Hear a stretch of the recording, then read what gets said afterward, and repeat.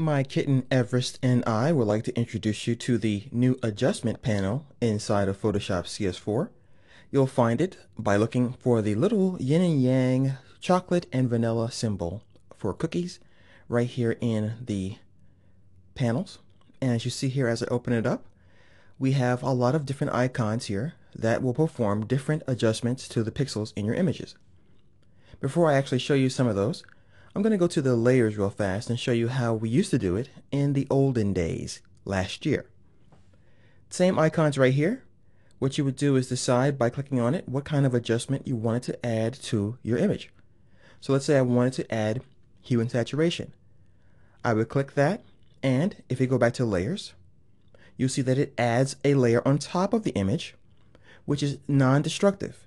So we can change the selected adjustment and its parameters, and it would affect whatever's underneath it. As always, with non-destructive types of things inside of Photoshop, you can always hide them and turn them off temporarily, or you can delete them. The pixels in your image remain unharmed. So let's go ahead and take a look at some of the adjustments you'll be able to make using this new panel. I'll go ahead and tear it off. What we have here is the hue and saturation, which I invoked by going to layers. But if you want to go back to the entire list, you have this arrow in the bottom corner that you can click to return to see the adjustments. You see some presets here as well. So if you really don't want to fiddle around with these guys, simply twirl this down and see what you want to do. Do you want to make the image darker? Then click on this. And as you see here, it darkens it, and it gives you the controls for that adjustment. I can also hit the garbage can and delete that layer. Don't forget, when you make an adjustment, it adds a layer on top of the image, so you can get rid of it and hide it.